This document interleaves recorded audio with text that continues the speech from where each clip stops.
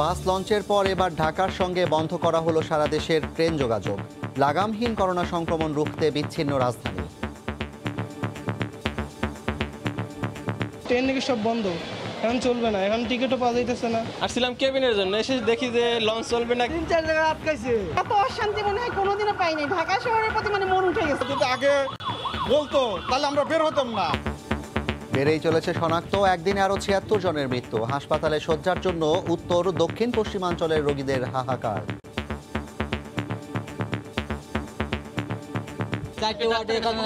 এখানে কিছু নাই, কোনো ডাক্তার কিচ্ছু নাই। ওনারা করোনা সাসপেক্ট করতেছেন, বেডের জন্য ওয়েট করতেছেন।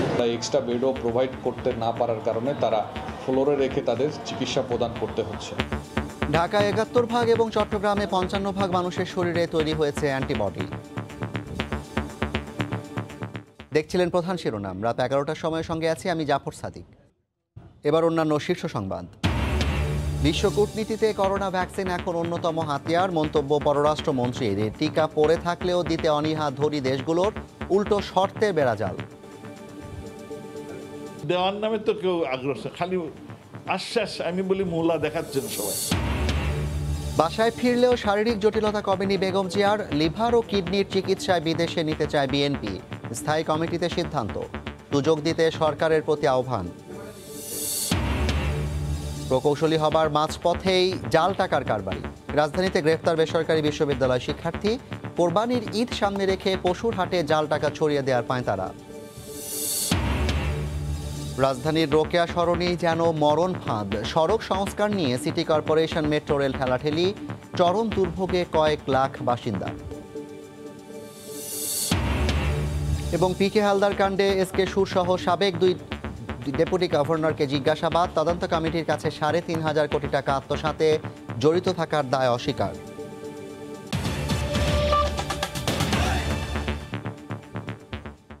লাগামহীন সংক্রমণ রুখতে বিচ্ছিন্ন করা হয়েছে রাজধানীকে। মোড়ে মোড়ে চেকপোস্ট বসিয়ে চলছে নজরদারি। আশপাশের 7 জেলায় কঠোর লকডাউন চললেও কোথাও কোথাও সাধারণ মানুষের মধ্যে উদাসীনতা চোখে পড়ছে। এদিকে সারা দেশের সঙ্গে ঢাকার বাস ও লঞ্চ চলাচল বন্ধ করার পর আজ রাত 12টা থেকে ট্রেন চলাচল বন্ধ ঘোষণা করা হয়েছে। সারা দেশ থেকে বিচ্ছিন্ন করা হয়েছে রাজধানীকে। ঢাকায় ঢুকতে দেয়া হচ্ছে না দূরপাল্লার বাস, বন্ধ লঞ্চ চলাচলও। উদ্দেশ্য ভারতীয় ভ্যারিয়েন্ট মোকাবিলা। ঢাকার পাশের জেলা নারায়ণগঞ্জে কঠোর অবস্থানে প্রশাসন। বন্ধ ঢাকামুখী সব যানবাহন। বিধিনিষেধ মেনে শুধু জরুরি সেবাদানকারী ও পণ্যবাহী যান চলাচল করছে। মনে করি যে এটা খুব ভালো ডিসিশন হয়েছে। যদিও লকডাউনে থাকা আরেক জেলা গাজীপুরে চোখে পড়ল ভিন্ন চিত্র। নিষেধাজ্ঞার তোয়াক্কা না করে চলছে দূরপাল্লার বাস। মাদারীপুরেও ঢিলেঢালাভাবে চলছে লকডাউন। পাটুরিয়া, দৌলতদিয়া এবং শিমুলিয়া কাঁঠালবাড়ি নৌরুটে লঞ্চ ও স্পিডবোট চলাচল এবং ফেরিতে যাত্রীবাহী যান পারাপার বন্ধ থাকলেও ঘাটে ভিড় করছেন যাত্রীরা। অনেকেরই অজুহাত লকডাউনের বিষয়টি না জানার। পণ্যবাহী যান পারাপারে ব্যবহৃত ফেরিতে গাদাগাদি করেই পদ্মা পাড়ি দিতে দেখা গেছে অনেককে। যার প্রয়োজন তার যাইতেই হবে, এতে টাকা লাগুক যা লাগুক। এদিকে ঢাকা বরিশাল রুটে লঞ্চ চলাচল বন্ধ ঘোষণা করেছে বিআইডব্লিউটিএ। তবে বরিশাল ভোলা এবং বরিশাল মেহেন্দিগঞ্জ সহ নিকটবর্তী রুটে চলাচল করবে লঞ্চ। আসছিলাম কেবিনের জন্য, এসে দেখি যে লঞ্চ চলবে না। এদিকে 30 জুন পর্যন্ত ঢাকার সঙ্গে সারা দেশের রেল যোগাযোগ বন্ধের ঘোষণা দেওয়া হয়েছে। হঠাৎ এই সিদ্ধান্তে ভোগান্তির অভিযোগ স্টেশনে আসা যাত্রীদের। হঠাৎ করে শুনতে পারলাম ট্রেন বন্ধ করে দিয়েছে, তো ট্রেন যে বন্ধ করে দিয়েছে এখন আমরা যাবো কিভাবে? নোয়াখালী যাবারও পাইতেছি না, দেশে যে যাম তাও যাবার পাইতেছি না। তবে ইতিমধ্যেই যারা রেলের টিকিট কিনে ফেলেছেন তারা বুধবার স্টেশনে টিকিট জমা দিয়ে টাকা ফেরত দিতে পারবেন। যারা ইতিমধ্যে টিকিট ক্রয় করে ফেলেছেন তাদের টিকিটের টাকাগুলো ফেরত দেওয়া হবে। আমরা সেটা সেই ব্যবস্থা রেখেছি। সিলেট ও চট্টগ্রাম বিভাগের মধ্যে রেল চলাচল অব্যাহত থাকবে। মার্জিয়া মুমু, সময় সংবাদ, ঢাকা। এই মুহূর্তে কমলাপুর রেল স্টেশনে আছেন রিপোর্টার সানবীর রূপল। বিস্তারিত জানতে সরাসরি চলে যাচ্ছে তার কাছে। রূপল। জাফর, আজকে হঠাৎ করে ঘোষণা এসছে যে সারা দেশের সাথে ট্রেন যোগাযোগ বন্ধ। বিশেষ করে রেলওয়ে পূর্বাঞ্চল অর্থাৎ দেশের উত্তরাঞ্চলের রেল যোগাযোগ কিন্তু সরাসরি রেল যোগাযোগ বন্ধ রয়েছে। এবং এর সাথে সাথে আরেকটি ঘোষণা এসছে যে চট্টগ্রাম এবং সিলেট অঞ্চলের রেল চলাচল করবে। তবে এই যে আপনি আমার পেছনে যে ট্রেনটি দাঁড়িয়ে থাকতে দেখছেন সেটি হচ্ছে তুলনা নিষেধা। এটিই হতে যাচ্ছে আগামী 30শে জুন পর্যন্ত শেষ ট্রেন। আর ঠিক রাস্তার অপর পাশে মানে আরেকটি প্ল্যাটফর্মে দাঁড়িয়ে আছে পঞ্চগড়ের আরেকটি ট্রেন, যে ট্রেনের জন্য এখন কিন্তু যাত্রীরা হুড়মুড় করে উঠতে যাচ্ছে। এবং এখানে বেশিরভাগ যাত্রী যারা এসছেন তারা আগে থেকে টিকিট কেটে এসেছেন, যার ফলে তারা আজকে পর্যন্ত কিন্তু ঠিকঠাক মতোই যেতে পারছেন। যদিও যারা টিকিট কাটতে এসেছিলেন যে আগামীকালকে যাওয়ার জন্য বা তারপরের দিনগুলোতে যাওয়ার জন্য, তারা কিন্তু টিকিট না পেয়ে ফিরে গেছে। এবং যারা অগ্রিম টিকিট কেটেছেন তাদের জন্য একটি ঘোষণা এসেছে, সেটি হচ্ছে বুধবার থেকে অর্থাৎ আগামীকাল থেকে কিন্তু সেই ট্রেনের টিকিটগুলো ফেরত দেওয়া হবে। যার ফলে আগামীকাল থেকে সেই ট্রেনের টিকিটগুলো যারা অগ্রিম টিকিট কেটেছিলেন তারা আগামীকাল থেকে তাদের ট্রেনের টিকিট নিয়ে আসলে তাদের টাকা ফেরত দেওয়া হবে, এমন একটি ঘোষণা কিন্তু রেল মন্ত্রণালয় থেকে বলা হয়েছে। তো এখন পর্যন্ত যে পরিস্থিতি সেটি হচ্ছে কি, নতুন করে টিকিট নেওয়ার লাইন কিন্তু খুব একটি নেই বা তেমন কেউ আসছেন না। তবে যারা এখানে এসেছিলেন তাদের কিছুটা সময় বিলম্ব হয়, তাদের যে ট্রেনগুলো নির্ধারিত সময় ছেড়ে যাওয়ার কথা ছিল সেই ট্রেনটি পঞ্চগড় এক্সপ্রেস সেটি ছেড়ে না যাওয়ায় এখন কিন্তু তারা অপেক্ষা করছেন। আর এই তুলনা নিষেধা এক্সপ্রেস এটি 11:30টায় ছাড়ার কথা, 11:30টায় ছেড়ে যাওয়ার জন্য এই ট্রেনটি পুরোপুরি প্রস্তুত রাখা হয়েছে। এবং এখানকার যারা কর্মকর্তা কর্মচারী আছেন তারাও বলছেন যে এটি আগামী 30 জুন পর্যন্ত যে ঘোষণা এসছে, 30 জুন পর্যন্ত ট্রেন বন্ধ থাকবে, সেটি হয়তো শেষ ট্রেন। এবং করোনার যে প্রকোপ বেড়েছে তারপরেও এখানে মানুষজন যারা এসছেন তারা কিন্তু স্বাস্থ্য সচেতন ঠিক বলা যাবে না, কারণ অনেকেরই মুখে মাস্ক আছে আবার অনেকের মুখে মাস্ক নেই, যার ফলে করোনার যে প্রকোপ সেই করোনার প্রকোপের যে সমস্যাটি সেই সমস্যাটা কিন্তু থেকেই যাচ্ছে এবং সেই প্রকোপ উপেক্ষা করেই তারা ট্রেনে যাতায়াত করছেন। পাশাপাশি অন্যান্য জায়গায় যে লঞ্চ এবং বাস সেগুলো বন্ধ রাখা হয়েছে, 7টি জেলায় লকডাউন দেওয়া হয়েছে। সেই লকডাউনের ফলেও কিন্তু হঠাৎ করে লকডাউন দেওয়ার ফলে অনেকেই ভোগান্তির শিকার হয়েছেন। অনেকেই প্রথম দফা ইউনিয়ন পরিষদ নির্বাচনে গ্রামে গিয়েছিলেন এবং তাদের ফিরতে সবচেয়ে বেশি বেগ পোহাতে হয়েছে। এখনও পর্যন্ত কমলাপুর রেলওয়ে স্টেশন থেকে এটুকুই ছিল। সবশেষ খবর, ফিরে যাচ্ছি স্টুডিওতে। জাফর। করোনা সংক্রমণ রোধে আজ রাত 12টা থেকে সারা দেশের সঙ্গে ঢাকার রেল চলাচল বন্ধ ঘোষণা করা হয়েছে। সেই বিষয়ে বিস্তারিত জানাতে রেল স্টেশন প্ল্যাটফর্ম থেকে যুক্ত হয়েছিলেন সহকর্মী সানবীর রূপল। এদিকে করোনায় দেশে আরও 76 জন মারা গেছেন। গতকালের চেয়ে বেড়েছে শনাক্ত। উত্তর ও দক্ষিণ পশ্চিমাঞ্চলেই সবশেষ 24 ঘন্টায় মারা গেছেন 57 জন। নমুনা পরীক্ষায় বাগেরহাটে সর্বোচ্চ শনাক্তের হার 49.1%। রোগীর সংখ্যা দ্রুত বাড়তে থাকায় বেসামাল হাসপাতালগুলো। প্রতিনিধিদের পাঠানো তথ্য ছবিতে রিপোর্ট। দেশের রংপুর, রাজশাহী ও খুলনা বিভাগে করোনা রোগী ও মৃতের সংখ্যা হু করে বাড়ছে। কয়েকটি এলাকায় বিশেষ লকডাউন চললেও মানছেন না বেশিরভাগ মানুষ। এতে রোগীর বাড়তি চাপে হাসপাতালগুলোতে দেখা দিয়েছে শয্যা সংকট। খুলনা বিভাগে মারা গেছেন 27 জন। 24 ঘন্টায় খুলনা জেলায় 629টি নমুনা পরীক্ষায় 268 জন শনাক্ত হয়েছেন, হার 42.6%। সংক্রমণ রোধে শুরু হয়েছে 7 দিনের লকডাউন। কিছু কিছু রোগীকে আমরা এক্সট্রা বেডও প্রোভাইড করতে না পারার কারণে তারা ফ্লোরে রেখে তাদের চিকিৎসা প্রদান করতে হচ্ছে। যশোরে মারা গেছেন 10 জন, তাদের মধ্যে 6 জন করোনায় ও 4 জন উপসর্গ নিয়ে। 24 ঘন্টায় 528টি নমুনা পরীক্ষায় 253 জন শনাক্ত হয়েছেন, হার 48%। 24 ঘন্টায় সাতক্ষীরায় করোনা আক্রান্ত হয়ে 1 জন ও উপসর্গ নিয়ে 8 জন মারা গেছেন। 188টি নমুনা পরীক্ষায় 86 জন শনাক্ত হয়েছেন করোনায়, হার 46%। 392 জন করোনা ও উপসর্গ নিয়ে বিভিন্ন হাসপাতাল ও ক্লিনিকে চিকিৎসা নিচ্ছেন। যে সমস্ত রোগী বা সাসপেক্টেড ঠিকানায় ভর্তি হচ্ছেন তাদের যারা কন্ট্যাক্টে আছেন তাদেরও পরীক্ষা করা জরুরি। বাগেরহাটে মারা গেছেন 4 জন, শনাক্তের হার 49.1%। 24 ঘন্টায় 112টি নমুনা পরীক্ষায় শনাক্ত 56 জন। করোনা হটস্পট রাজশাহী বিভাগে মারা গেছেন 14 জন। 24 ঘন্টায় রাজশাহী জেলায় 1669টি নমুনা পরীক্ষায় 326 জন শনাক্ত হয়েছেন, হার 19.53%। 4টি ওয়ার্ডে এখানে না কিছু নাই, কোনো ডাক্তার মানে কিছু নাই। ওনারা করোনা সাসপেক্ট করতেছেন, বেডের জন্য ওয়েট করতেছেন। এছাড়া বগুড়ায় 2 জন, ঠাকুরগাঁও ও কুষ্টিয়ায় 3 জন করে, ঝিনাইদহ, পঞ্চগড় ও কুড়িগ্রামে 1 জন করে মারা গেছেন। আহসানুল করিম, সময় সংবাদ। ঢাকা 71 ভাগ ও চট্টগ্রামে 55 ভাগ মানুষের দেহে তৈরি হয়েছে করোনার অ্যান্টিবডি। 3000-এর বেশি মানুষের ওপর গবেষণা চালিয়ে প্রতিবেদন দিয়েছে আইসিডিডিআরবি। গবেষণায় দেখা গেছে এর মধ্যে বস্তি এলাকায় অ্যান্টিবডি তৈরি হয়েছে ৭২ ভাগ, আর বাইরের জনগোষ্ঠীর ৬৮% মানুষের। বিশেষজ্ঞরা বলছেন ২ ডোজ ভ্যাকসিন করোনা সংক্রমণ একেবারে রুখে দিতে না পারলেও রোগীর মুমূর্ষু হওয়া ঠেকাচ্ছে অনেকাংশেই। দেশে করোনার প্রথম দুটি ঢেউ সামাল দিতে সবচেয়ে বেশি বেগ পেতে হয়েছে ঢাকা আর চট্টগ্রামকে। সংক্রমণের হার বিবেচনায় এই দুই মহানগরী ছিল সবার উপরে। তৃতীয় দফায় এসে সংক্রমণের মাত্রা ছাড়িয়েছে ঢাকার বাইরেও। এ পর্যায়ে এসে জানা গেল ঢাকায় ৭১ আর চট্টগ্রামে ৫৫% মানুষের দেহে তৈরি হয়েছে করোনার অ্যান্টিবডি। আইসিডিডিআরবির ৫ মাসের গবেষণায় নেওয়া হয়েছে ৩,০০০-এর বেশি মানুষের নমুনা। নারীদের মধ্যে এই হার ৭০.০৬ ভাগ, যা পুরুষদের তুলনায় ৬৬ ভাগ বেশি। তবে যাদের মধ্যে অ্যান্টিবডি পাওয়া গেছে তাদের মাঝে ৩৫.৫% মধ্যেই মিলেছে মৃদু উপসর্গের ইতিহাস। We found that the seroprevalence on average was 52%. And also what we found that our study showed that in Dhaka city it was 36%, in non-slum areas, and it was actually 65% in the slum areas.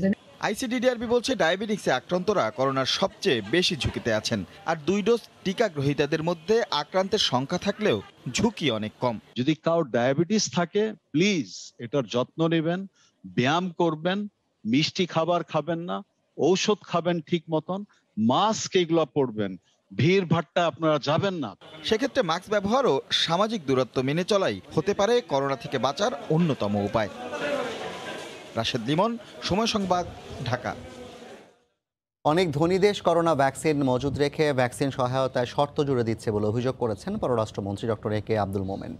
Vaccine এখন কূটনৈতিক হাতিয়ার হিসেবে ব্যবহার হচ্ছে বলেও মন্তব্য করেন তিনি। টিকা না পাওয়ায় আবারও হতাশা প্রকাশ করেন মন্ত্রী। যুক্তরাষ্ট্র, যুক্তরাজ্য সহ বিশ্বের ধনী দেশগুলোর অর্ধেক নাগরিক এখনও corona vaccinated.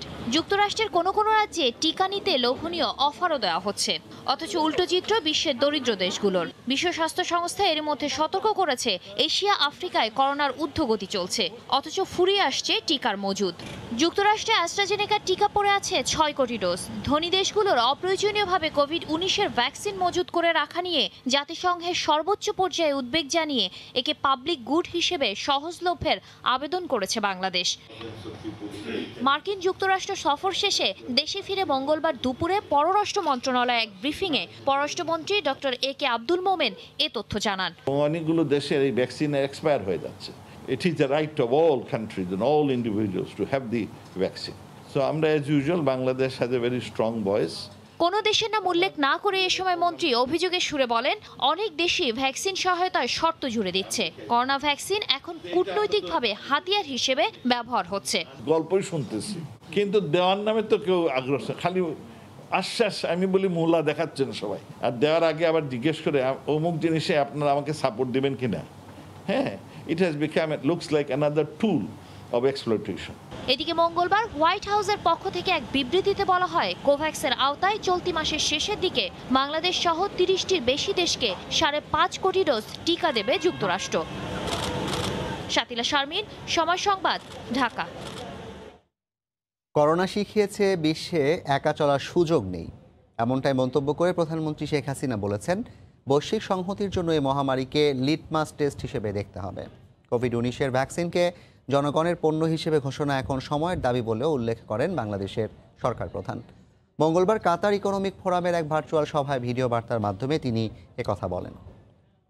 The COVID-19 is a litmus test for the global solidarity. We need strong global cooperation to overcome this difficult time. We firmly believe that the COVID-19 vaccines should be declared as global public goods. The public and private investors of Qatar and other countries of the Middle East may seize the opportunities in Bangladesh in the fields of infrastructure, ICT, renewable energy, light engineering and pharmaceutical industries. রাত 11টার সময় আরও থাকছে। সিলেটের rail line সম্প্রসারণ নিয়ে পাল্টাপাল্টি বক্তব্যের পর দুই মন্ত্রীর দাবি, মতবিরোধ নেই, হইচই হচ্ছে বেশি। 5 জন এমপি আসছেন আমার সহকর্মী, আর আমি কানেক্টিভিটি চাই, so I did it. I was surprised only by this, যে আমার সঙ্গে কথা না বলে।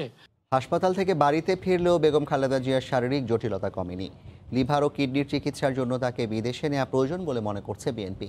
দলের স্থায়ী কমিটিতে এই বিষয় নীতিগত সিদ্ধান্ত হয়েছে জানিয়ে সে সুযোগ দিতে সরকারের প্রতি আহ্বান জানিয়েছে বিএনপি মহাসচিব মির্জা ফখরুল ইসলাম আলমগীর। দুপুরে দলীয় চেয়ারপারসনের গুলশান কার্যালয়ে এক সংবাদ সম্মেলনে তিনি বক্তব্য রাখেন।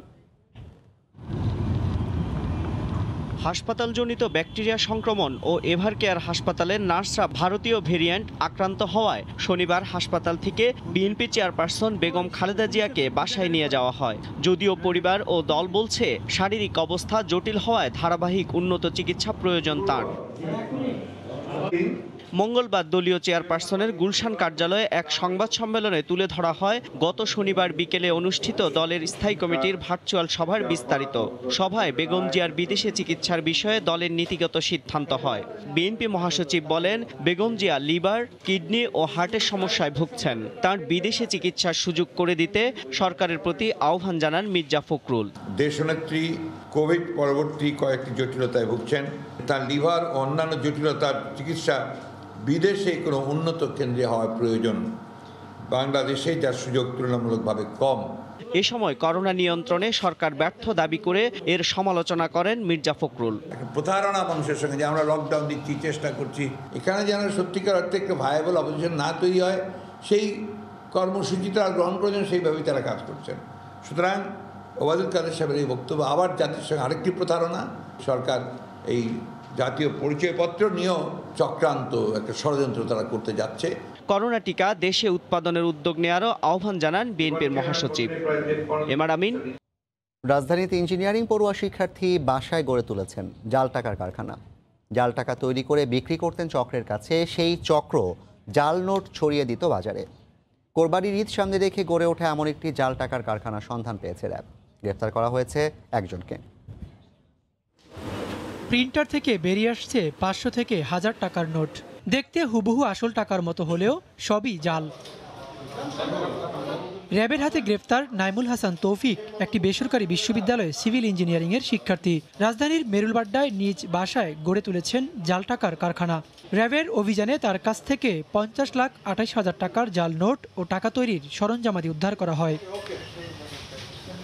ব্রিফিংয়ে র্যাব জানায়, গ্রেফতার তৌফিক জাল টাকা তৈরি করে একটি চক্রের কাছে বিক্রি করত। এজন্য 1 লাখ টাকার জাল টাকার বিনিময় পেত 20 থেকে 30,000 টাকা।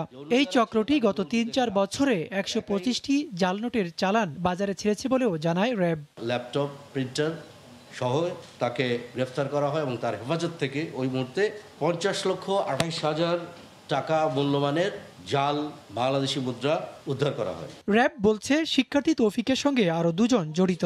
কুরবানির হাটকে সামনে রেখে চক্রটি মাথাচাড়া দিয়ে ওঠে বলেও জানায় তারা। জাল নোটগুলো কিন্তু সাধারণত দেখা যায় এই গরু কেনাবেচার সময় এটা বেশি ব্যবহৃত হয়, এবং এটা সেও স্বীকার করেছে যে এটা তাদের এই উদ্দেশ্য করেই তার এই বড় ধরনের এই যে প্রোডাকশনে যে সে গিয়েছে, এটা অন্যতম উদ্দেশ্য ছিল। আর্থিক লেনদেনের ক্ষেত্রে সবাইকে আরও সচেতন হওয়ার পরামর্শ দিয়েছে সংস্থাটি।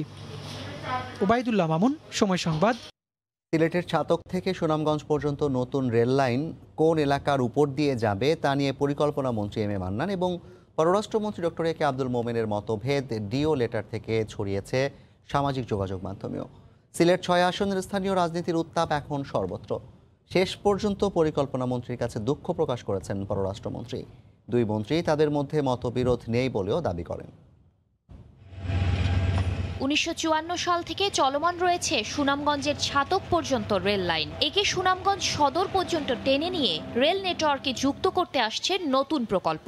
কিন্তু প্রকল্পের সমীক্ষা শেষ হবার আগেই গত 6 জুন ছাতক, দোয়ারা বাজার, সুনামগঞ্জ সদর থেকে মোহনগঞ্জ পর্যন্ত রেলপথ বসাতে স্থানীয় আওয়ামী লীগের সংসদ সদস্য জয়া সেনগুপ্ত, মহিবুর রহমান, মোয়াজ্জেম হোসেন, শামীমা আক্তার খানম এবং জাতীয় পার্টি থেকে নির্বাচিত পীর ফজলুর রহমান রেলপথ মন্ত্রী নুরুল ইসলামকে ডিও লেটার পাঠান।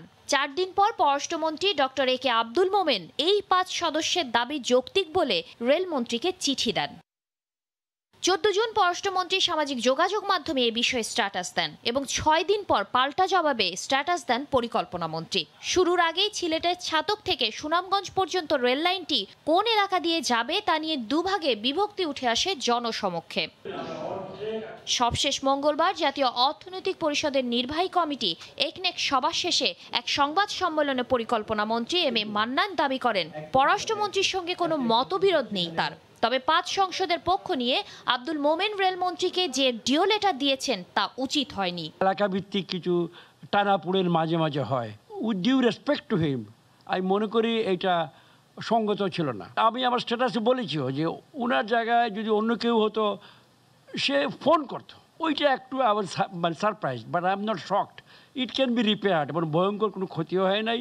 এ বিষয়ে গণমাধ্যম কর্মীদের প্রশ্নের জবাবে পররাষ্ট্রমন্ত্রী পরিকল্পনা মন্ত্রীর কাছে দুঃখ প্রকাশ করেন। ছোট এই ঘটনা নিয়ে হইচই বেশি হচ্ছে বলেও মন্তব্য করেন তিনি। আমি খুব সরল মনে ডিও পাঠাইতেছি। এই ডিওটা হচ্ছে মূল কন্ট্রোভার্সির কারণ, এদের তাদের ইন্টারনাল পলিটিক্স কারণে, হুইচ আই ডিডন্ট নো, আমার কাছে কোনো আইডিয়াই ছিল না। হ্যাঁ, I feel sorry about it. পারস্পরিক আলোচনার মাধ্যমে এ ভুল বোঝাবুঝির সমাধানের আশা প্রকাশ করেন পররাষ্ট্রমন্ত্রী। আমি কানেক্টিভিটি চাই। শাতিলা শারমিন। পিকে হালদার কাণ্ডে অবশেষে জিজ্ঞাসাবাদের মুখোমুখি হলেন আলোচিত এসকে সুর চৌধুরী। তবে নিজের বিরুদ্ধে ওঠা নানা অনিয়মের অভিযোগ অস্বীকার করেছেন তিনি। জিজ্ঞাসাবাদ করা হয় বাংলাদেশ ব্যাংকের আরেক সাবেক ডেপুটি গভর্নর এস.এম. মনিরুজ্জামানকে। আজ কেন্দ্রীয় ব্যাংকের প্রধান কার্যালয়ে এই সংক্রান্ত কমিটি তাদের জিজ্ঞাসাবাদ করে। প্রশান্ত কুমার হালদার, ব্যাংকপাড়ায় যিনি পরিচিত পিকে হালদার নামে। পিপলস লিজিং সহ বিভিন্ন আর্থিক প্রতিষ্ঠান থেকে হাজার হাজার কোটি টাকা লোপাট করে পলাতক পিকে। তাকে দেশে ফিরিয়ে আনতে ইন্টারপোলের রেড নোটিশও জারি হয়েছে। শুরু থেকে পিকে হালদারের অর্থ আত্মসাতের ঘটনায় নাম এসেছে বাংলাদেশ ব্যাংকের সাবেক ডেপুটি গভর্নর এসকে সুর চৌধুরী ও নির্বাহী পরিচালক শাহ আলমের। এই মামলায় গ্রেপ্তার 2 আসামির জবানবন্দিতেই উঠে আসে প্রতি মাসে পিকের কাছ থেকে টাকা নেয়ার কথা। পিকে কাণ্ডের ঘটনা তদন্তে বাংলাদেশ ব্যাংকের একটি কমিটি কাজ করছে। মঙ্গলবার ব্যাংকের প্রধান কার্যালয়ে তদন্ত কমিটির মুখোমুখি হন এসকে সুর চৌধুরী। জিজ্ঞাসাবাদ করা হয় আরেক ডেপুটি গভর্নর এস.এম. মনিরুজ্জামানকে। জিজ্ঞাসাবাদ শেষে বেরিয়ে গণমাধ্যমকে এড়িয়ে যাওয়ার চেষ্টা করেন এসকে সুর। অস্বীকার করেন তার বিরুদ্ধে ওঠা সব অভিযোগ। মানে যে সব অভিযোগটা করা হচ্ছিল তাকে আপনি অস্বীকার করছেন কিনা? আগামী মাসে বাংলাদেশ ব্যাংকের গভর্নরের কাছে ফ্যাক্ট ফাইন্ডিং কমিটির চূড়ান্ত প্রতিবেদন দাখিল করার কথা রয়েছে। হরিপদ সাহা, সময় সংবাদ, ঢাকা। জনপ্রিয় চলচ্চিত্র অভিনেত্রী পরিমণিকে ধর্ষণ ও হত্যা চেষ্টা মামলার আসামি তুহিন সিদ্দিকী অমির 9 সহযোগীকে গ্রেপ্তার করেছে সিআইডি। বিদেশে চাকরি দেওয়ার কথা বলে মানুষের কাছ থেকে কোটি কোটি টাকা হাতিয়ে নেওয়া মানব পাচারকারী চক্রটি। জনপ্রিয় চিত্রনায়িকা পরিমণিকে ধর্ষণ ও হত্যা চেষ্টা মামলার আসামি তুহিন সিদ্দিকী অমির অফিসে অভিযান চালিয়ে মানব পাচারকারী চক্রের সদস্য সালাউদ্দিন ও জসিমউদ্দিনকে গ্রেপ্তার করে সিআইডি। তাদের দেয়া তথ্যে এই চক্রের আরও 7 সদস্যকে গ্রেপ্তার করা হয়। সিআইডির অভিযানে পাচারকারী চক্রের মূল হোতা অমির অফিস থেকে 395টি পাসপোর্ট, সম্পত্তির দলিল, 4টি বিলাসবহুল গাড়ি, কম্পিউটারের হার্ড ডিস্ক সহ বিভিন্ন আলামত উদ্ধার করা হয়। অমির সহকারী হিসেবে ব্যবসায়িক সম্পর্ক, তার অফিসের তার এজেন্ট, তার অফিস স্টাফ যারা এই মানব পাচার করার ক্ষেত্রে সহযোগিতা করে, আমরা সেই ধরনের 9 জনকে গ্রেপ্তার করছি। সিআইডি বলছে বেশি বেতনের চাকরির প্রলোভন দেখিয়ে বিদেশে মানব সম্পদ পাচার করত এই চক্রটি। কাঙ্ক্ষিত চাকরি না পেয়ে সেসব দেশে মানবেতর জীবনযাপন করছে অনেক মানুষ। এছাড়াও আরও অনেক নিরীহ মানুষকে দুবাই, মালয়েশিয়া, সিঙ্গাপুর সহ বিভিন্ন দেশে পাঠানোর আশ্বাস দিয়ে কোটি কোটি টাকা হাতিয়ে নেয় চক্রটি। আর এই পুরো চক্রের মূল হোতা অমি। তুহিন সিদ্দিকী অমি তার এই দীর্ঘদিন ধরে এই ব্যবসার সঙ্গে জড়িত, এই ম্যান পাওয়ার মানব পাচারের সাথে জড়িত এবং ইতিমধ্যে শত শত লোককে মালয়েশিয়া, দুবাই এবং সিঙ্গাপুরে সে পাচার করেছে এবং অনেকেই খুব কষ্টের মধ্যে আছে এবং বহু প্রার্থী যারা বিদেশে যাওয়ার জন্য অর্থ দিয়েছিল তারা সেই টাকা ফেরত পায়নি। এই চক্রের সঙ্গে আরও অর্ধশত মানুষ জড়িয়ে বলে জানায় সিআইডি। তাজওয়ার মাহমিদ, সময় সংবাদ। আর জমে থাকা মানি চলাচলের প্রায় অনুপযোগী বেগম রোকেয়া সরণি এখন যেন মরণ ফাঁদ। দিনের পর দিন চরম দুর্ভোগ পোহাচ্ছেন কয়েক লাখ বাসিন্দা। আগারগাঁও থেকে মিরপুর 12 নম্বর পর্যন্ত বেহাল সড়কের কোনো সংস্কার না হওয়ায় সরকারের হস্তক্ষেপ কামনা করেছেন তারা। ওমর ফারুকের ছবিতে আহমেদ সালেহিনের রিপোর্ট। সাপের মতো একিয়ে বেঁকিয়ে গর্ত এড়ানোর চেষ্টায় চলতে হয় এই সড়কে, অনেকটা যেন ড্রাইভিংয়ের কঠিন পরীক্ষা। সড়কটি বলে এই পথে কেউ চলাচল করেন না, কিন্তু এক সময় সবচেয়ে ব্যস্ততম সড়ক ছিল মিরপুরের এই বেগম রোকেয়া সরণি। মিরপুরের প্রবেশের প্রধান সড়ক হলেও কয়েক লাখ বাসিন্দা ভয়ে সন্ত্রস্ত। কমপ্লেন যে করব, কোথায় করব এবং কে এটা সমাধান করবে? প্রতিনিয়ত ছোট বড় দুর্ঘটনা হরহামেশাই ঘটছে এই সড়কে। রাস্তার বেহাল দশায় সংশ্লিষ্টদের প্রতি ক্ষুব্ধ সড়কে চলাচলকারী সবাই। মিরপুর আসাই মানে আমাদের জন্য ভোগান্তি। সাসপেনশন, সকেট জাম্পার, মানে কিছুই থাকে না। স্থানীয় জনপ্রতিনিধিদের দাবি, মেট্রো রেলের ঠিকাদারের উদাসীনতায় দুর্ভোগ পিছু ছাড়ছে না। কমপ্লায়েন্সের নিয়ম অনুযায়ী মেট্রো রেল কর্তৃপক্ষ এই রাস্তাটা টোটালটা তারা মেনটেন করবে, কিন্তু তারা এই টাকাগুলো কোথায় কি করে আমরা কোনো কিছু জানতে পারি না। আর চুক্তি অনুযায়ী রাস্তা সংস্কারের কথা মেট্রো রেলের থাকলেও একে অপরকে দায় চাপাচ্ছেন সিটি কর্পোরেশন ও মেট্রো কর্তৃপক্ষ। আমাদের কাছে যে চুক্তি আছে, আপনারা যদি চান চুক্তির কপি সংশ্লিষ্টদের কাছে আমরা পৌঁছে দেব, যে ঠিক আছে, তাইলে রেসপন্সিবিলিটিটা কার এটা বোঝা যাবে। ব্লেম গেমের কোনো সুযোগ নাই, আসলে যার কাজ তাকে করতে হবে। আমাদের যেটুকুন দায়িত্ব আমরা 16 আনা সেখানে করার চেষ্টা করছি। সড়ক সংস্কার ও জলাবদ্ধতা নিরসনে চলতি সপ্তাহেই মেট্রো রেল এবং ওয়াসা সহ সেবা সংস্থাগুলোর সঙ্গে বৈঠকে বসার কথা রয়েছে উত্তর সিটি মেয়রের। আহমেদ সালেহিন, সময় সংবাদ, ঢাকা। ডেমোক্রেটিক পার্টির প্রাইমারি নির্বাচনে ভোট গ্রহণ চলছে। এতে বিভিন্ন পদে 12 জন বাংলাদেশি প্রার্থী প্রতিদ্বন্দ্বিতা করছেন। এ বিষয়ে বিস্তারিত জানতে নিউ ইয়র্ক থেকে সরাসরি যুক্ত হচ্ছেন সহকর্মী হাসানুজ্জামান সাকি। তার কাছে চলে যাচ্ছি সরাসরি। সাকি, নির্বাচনের সবশেষ পরিস্থিতি কি? জাফর, আপনাকে ধন্যবাদ। খুবই উৎসব মুখর পরিবেশে নিউ ইয়র্ক সিটি কাউন্সিলের নির্বাচন অনুষ্ঠিত হচ্ছে। আমি এই মুহূর্তে ব্রঙ্কসের ডিস্ট্রিক্ট 18-এ দাঁড়িয়ে আছি। সেখানে 2 জন বাংলাদেশি প্রার্থী কাউন্সিলম্যান হিসেবে প্রতিদ্বন্দ্বিতা করছেন। মোট 12 জন প্রার্থী প্রতিদ্বন্দ্বিতা করছেন কাউন্সিলম্যান হিসেবে 11 জন। অন্য একজন কুইন্সের যে অ্যাটর্নি পদে তিনি নির্বাচন করছেন বাংলাদেশি। এর মধ্যে মেয়র নির্বাচন হচ্ছে এবং এই নির্বাচনটিকে এতই গুরুত্বপূর্ণ ভাবা হচ্ছে এই কারণে যে ডেমোক্রেটিক প্রাইমারি, এই ডেমোক্রেটিক অধ্যুষিত এই নিউ ইয়র্ক অঙ্গরাজ্যে আজকের নির্বাচনে যারা বিজয়ী হবেন তারাই আসছে যে নভেম্বর, এই বছরের নভেম্বরে যে নির্বাচন হবে সেই নির্বাচনে মূল প্রতিদ্বন্দ্বিতা হিসেবে তারা নির্বাচন করবেন এবং তারাই বিজয়ী হবেন ধরে নেওয়া যায়, যেহেতু এই অঙ্গরাজ্যটি ডেমোক্রেট অধ্যুষিত। আমি একটু কথা বলবো প্রথমেই যে কাউন্সিলম্যানের পাশাপাশি মেয়র ইলেকশন হচ্ছে। এই মেয়র ইলেকশনে আপনি কাকে ভোট দিলেন, কি মেয়র ইলেকশনে কি অবস্থা একটু বলবেন? ধন্যবাদ সাকিব ভাই। মেয়রের ব্যাপারে আমাদের এশিয়ান যে ভদ্রলোক আছেন, আমাদের অ্যান্ড্রু ইয়ং, উনাকেই বাঙালি বা অধ্যুষিত অঞ্চলের যারা আছে বাঙালি ভোটার, ওরা উনাকেই ভোট দিবে এশিয়ান আমেরিকান হিসাবে। তো উনার পপুলারিটি খুব ভালো অবস্থায় আছে। জি, এশিয়ান একজনকে ভোট দিচ্ছেন। এশিয়ান একজন কিন্তু এবার মেয়র হওয়ার জন্য খুবই কিন্তু গুরুত্বপূর্ণ প্রতিদ্বন্দ্বী হিসেবে রয়েছেন। এর বাইরে এরিক অ্যাডাম, গার্সিয়া এবং স্কট স্টিঙ্গারও কিন্তু খুব শক্তিশালী মেয়র ক্যান্ডিডেট। অনেক বাংলাদেশি রয়েছেন, অনেক নারী রয়েছেন। নির্বাচনের পরিবেশ কেমন একটু বলবেন? খুবই ভালো। আমি সকাল থেকে এখানে মোহাম্মদ এন মজুমদারের জন্য কাজ করছি। এখানে পরিবেশ খুবই ভালো। আমরা এমন একজন ক্যান্ডিডেট চাই যে আমাদের কমিটিকে সার্ভ করবে, আমাদের মাইনরিটিসকে রিপ্রেজেন্ট করবে। এন্ড মোহাম্মদ এন মজুমদারের চেয়ে ভালো ক্যান্ডিডেট আর কেউ হতে পারে না। সো আমরা সবাইকে বলবো please come out and vote. এমন একজনকে ভোট করেন যে আমাদের হয়ে কাজ করবে। অনেক ধন্যবাদ। শুধু বাংলাদেশি নয়, আপনি দেখতে পাচ্ছেন যে অনেক বিদেশিরা কিন্তু এন মজুমদারের সঙ্গে রয়েছেন। একটু নির্বাচনের পরিবেশ কেমন বলবেন? নির্বাচনের পরিবেশ অত্যন্ত উৎসব মুখর। আমাদের লোকেরা অত্যন্ত এনথুজিয়াস্টিক। তারা চায় আমাদের স্টেক হোল্ডার হিসাবে আমাদের বাঙালিকে টেবিলে দেখতে চায়।